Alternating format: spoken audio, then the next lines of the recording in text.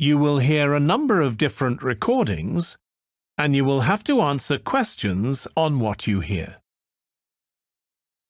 There will be time for you to read the instructions and questions, and you will have a chance to check your work.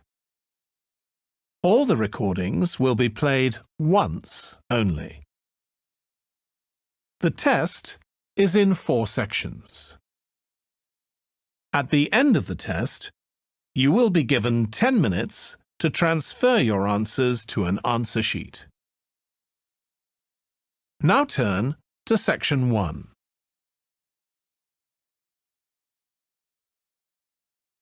Section 1. You will hear a university administrator telling a group of new students about the central campus buildings and the facilities they provide. First, you have some time to look at questions 1 to 6.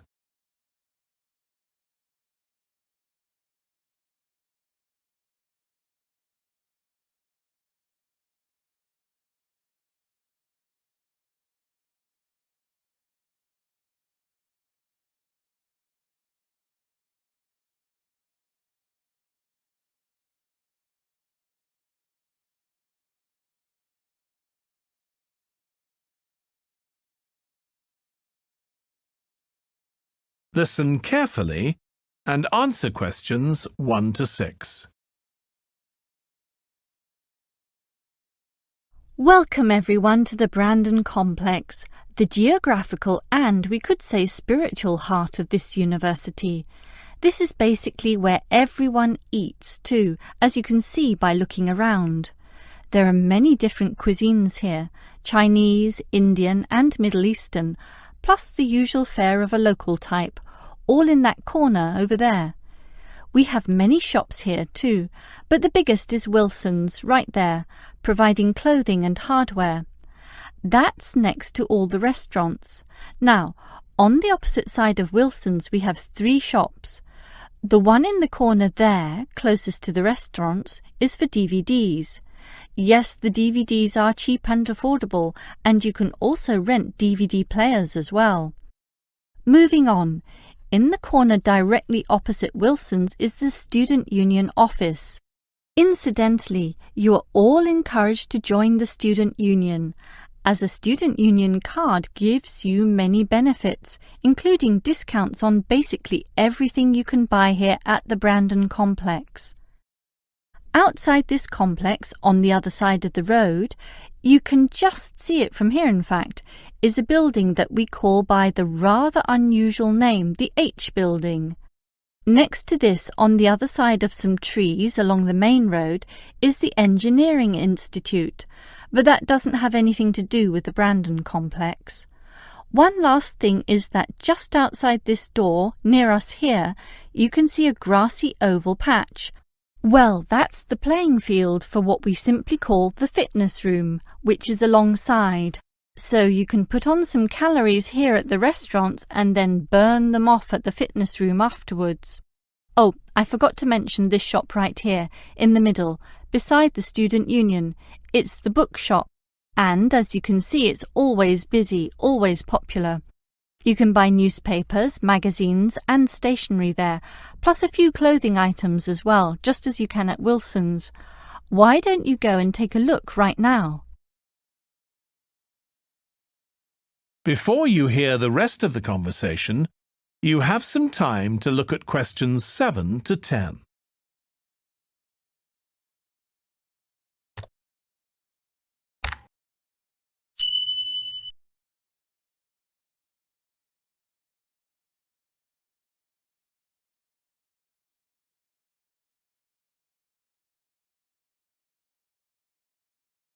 Now listen and answer questions 7 to 10. During your stay here, you might want to know what there is to do. Let's turn to the plan so I can familiarize you with the layout of the park. Most tourists would choose to stay in our guest house, located in the southeast corner. It features 63 tastefully appointed guest rooms, many of which offer spectacular views of the park.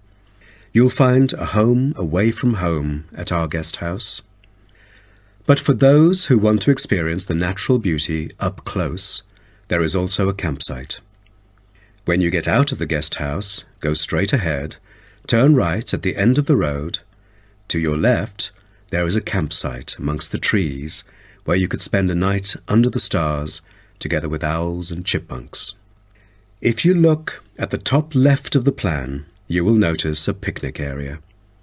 You can either bring your own food, or we can deliver food to you. Barbecue is an option. The business centre is situated directly opposite the picnic area.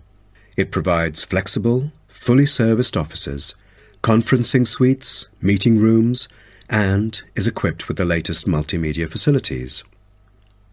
Wired, as well as wireless, high-speed internet is available within the entire premises.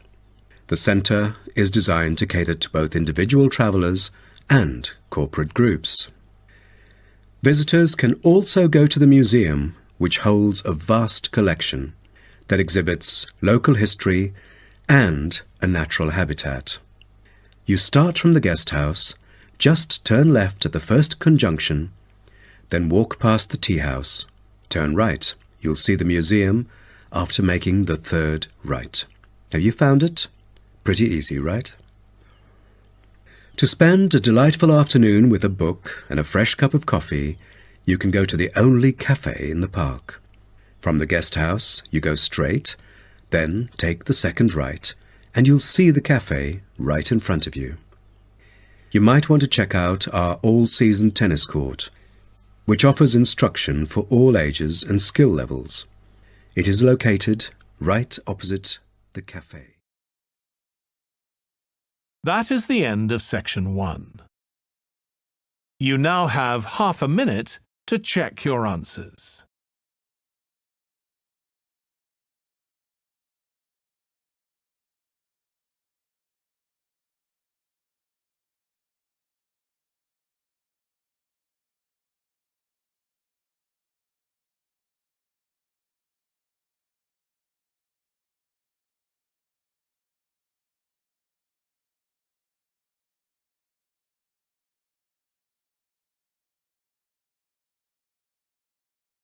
Now turn to section 2.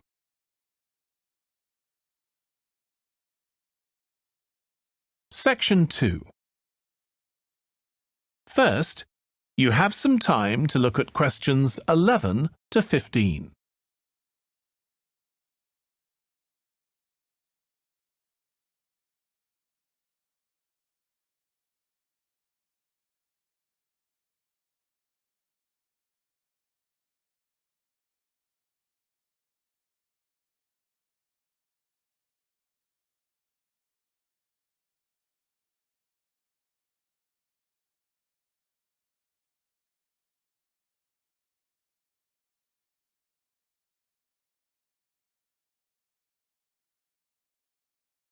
Now listen carefully and answer questions 11 to 15. Now, let's start by seeing where you can go. As you can see on our map in the brochure I've given you, we are here at the reception block. We have a famous mill which is used for making and processing materials such as steel and coal. To visit it, just go straight ahead, north, along the path in front of you, and you'll find it at the end of the path. Now, towards the east, go along the path from our starting point. Turn left to the corner and then turn right. There is a car park at the east end of the lane. To the west, there is a museum. Past the shop, around the crossroads, and it is just located at the west end of the road.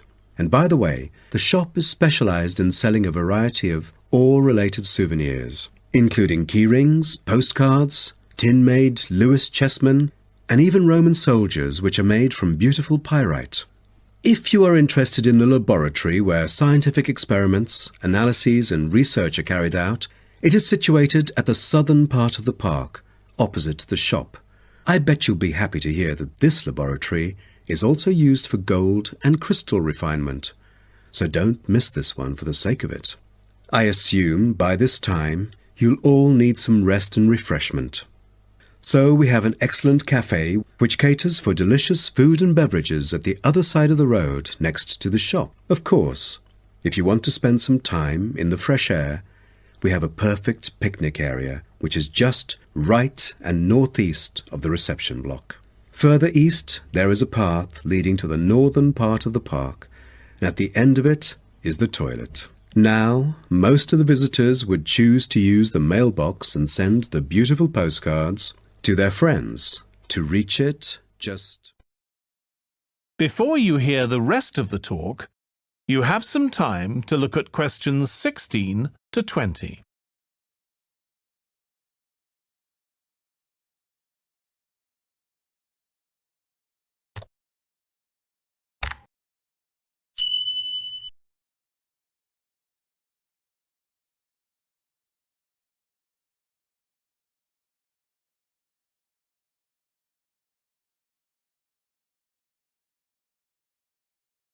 Now listen and answer questions 16 to 20. Welcome to everyone here. I hope you enjoy your stay in our village and enjoy the local scenery. I'll tell you a bit about the forest and mountain tracks in a minute, but first, I'll just give you an idea of where everything is in the village. So, we're here in the Tourist Information Center, and when you come out of the center, you're on Willow Lane, just opposite the pond. If you want to get to the supermarket for your supplies of food and water, go right. That's the quickest way, and then turn right at the top of Willow Lane, and it's the second building you come to, opposite the old railway station. If you're planning on doing some serious climbing and you need some equipment, we do have an excellent climbing supplies store just 5 minutes walk away. Turn left once you're outside the Tourist Information Center. Take Willow Lane all the way up to Pine Street. You want to go left along here. Then keep walking and go up Mountain Road on your right until you come to the next turning on the left. Head down there, and you'll come to the climbing supplies store. If you get to the small building that sells ski passes, you'll know you've gone too far. You also need to head to Pine Street for the museum. It's small, but well worth a visit if you're interested in the history of the village and the old gold mining industry. So, when you reach Pine Street from here, you'll see the old railway line on the other side of the road. Turn left into Pine Street and keep going until you come to Mountain Road. And just past here, the museum will be on your left, just behind the railway line. Don't worry about crossing over the tracks. The train stopped running through here in 1985. If you're planning on following one of the easier forest walks, you might like to hire a bicycle.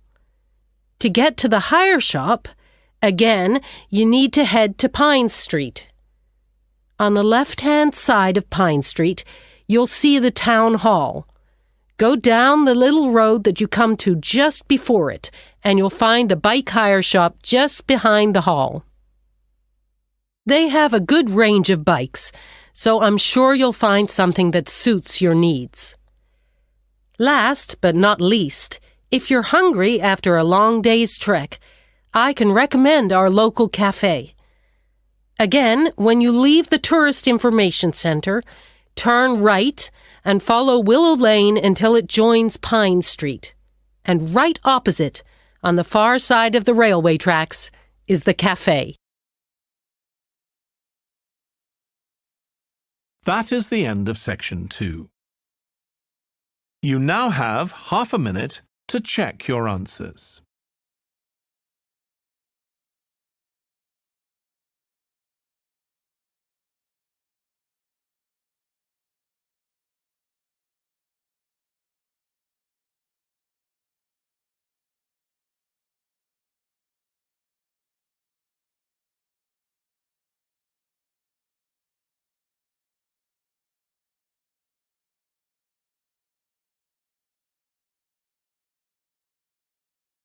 Now turn to Section 3.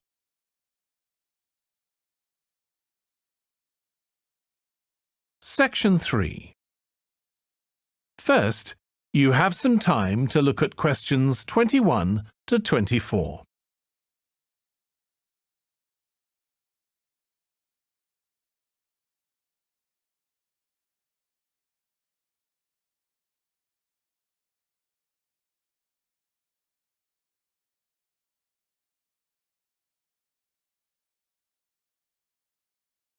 Now listen carefully and answer questions 21 to 24. Now, let me just tell you a bit about what you can see in the sculpture park. If you look at your map, you'll see the visitor centre, where we are now, at the bottom, just by the entrance. Since we only have an hour, you might not be able to get right around the park, but you can choose to visit some of the highlights. You might like to take a look at the Joe Tremaine sculptures, which are displayed on this side of the upper lake, just behind the Education Centre and near the bridge. They're really impressive, but please remember not to let your children climb on them. One of our most popular exhibitions is the Giorgio Catalucci bird sculptures. They're just across the bridge on the north side of the lower lake. I love the way they're scattered around in the long grass beside the lake, looking as if they're just about to take to their wings. You could also go to the garden gallery. It's on this side of the upper lake. From the visitor centre, you go to the education centre, then keep on along the path and you'll see it on your right. There's an exhibition of animal carvings there which is well worth a look. We also have the Longhouse. That's quite a walk. From here, you go to the bridge and then turn left on the other side. Soon you'll see a winding pathway going up towards the northern boundary of the park. Go up there and you'll find it at the top. They have some abstract metal sculptures that are well worth seeing if you have time. OK, well, now, if you... Before you hear the rest of the discussion, you have some time to look at questions 25 to 30.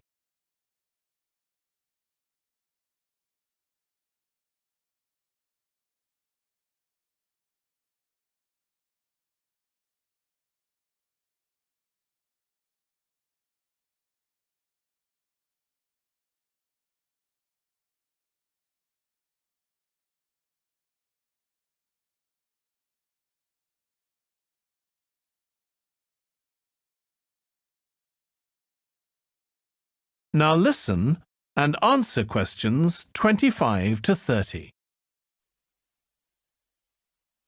Now, we've also put together a map which we've sent out to all the residents in the area. And on the map we've marked the proposed changes. Firstly, we'll plant mature pine trees to provide shelter and shade just to the right of the supermarket in Days Road. In order to address the traffic problems, the pavements on the corner of Carberry and Thomas Street will be widened. This will help to reduce the speed of vehicles entering Thomas Street. We think it's very important to separate the local residential streets from the main road, so the roadway at the entrance to Thomas Street from Days Road will be painted red. This should mark it more clearly and act as a signal for traffic to slow down. One way of making sure that the pedestrians are safe is to increase signage at the intersections. A Keep Clear sign will be erected at the junction of Evelyn Street and Hill Street to enable traffic to exit at all times. Something we're planning to do to help control the flow of traffic in the area is to install traffic lights halfway down Hill Street where it crosses Days Road. Now, we haven't only thought about the cars and traffic, of course.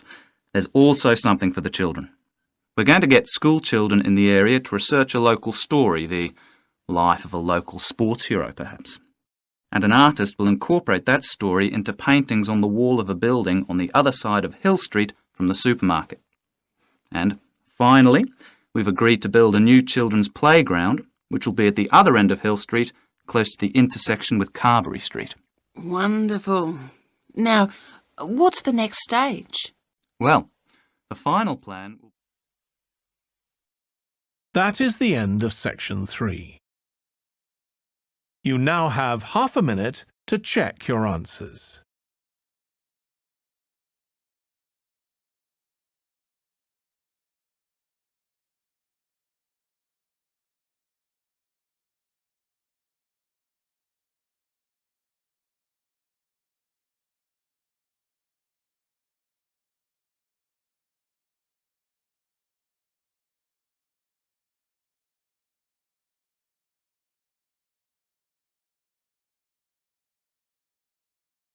Now turn to section 4.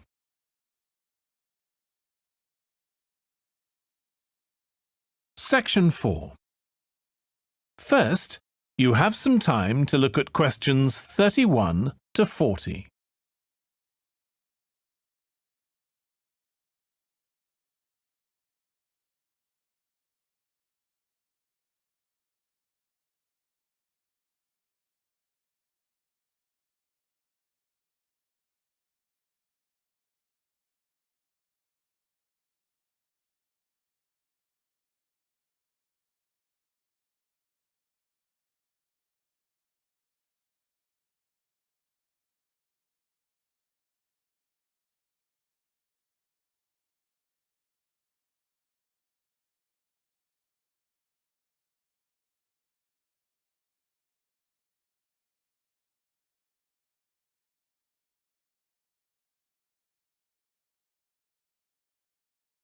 Now listen carefully and answer questions 31 to 40.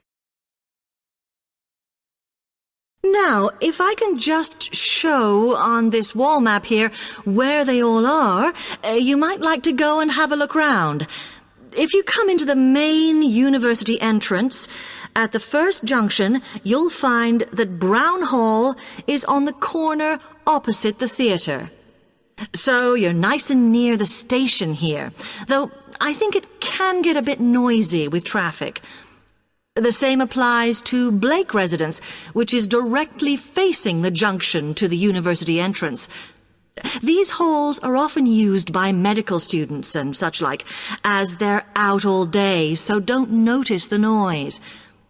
Anyway, if you then walk along Campus Road towards the main circle, you'll see the library on the corner, and Queen's Building is just past that as you head north.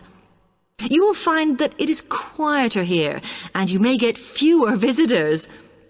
By the way, the circle is quite a feature of the campus, as it's set into the hills and has a brand new sports center in the middle. It's worth going to look around it. Now, the Parkway Flats are on the opposite corner to the library, facing the circle, as you head towards the main buildings. The main buildings are only about a 5-minute walk from here, and places in these halls go quickly, so my advice is to reserve your place as soon as possible. Then Temple Rise is inside the circle, next to the sports center, but further from the main university buildings. Now, if you'd like to go off and physically look...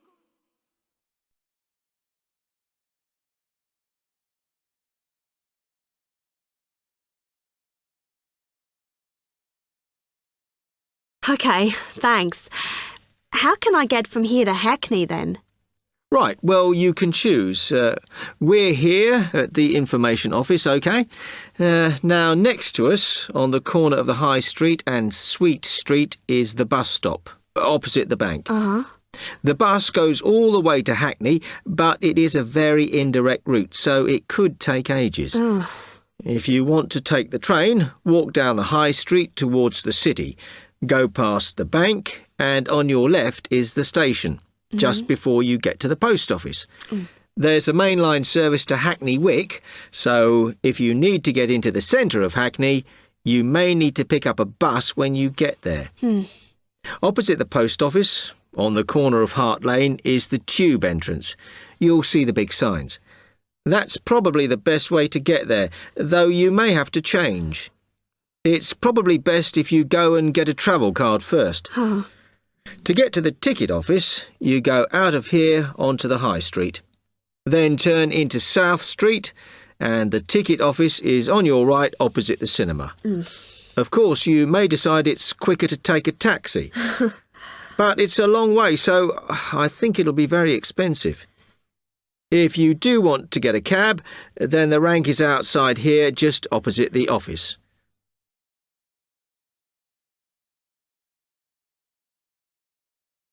That is the end of section 4. You now have half a minute to check your answers.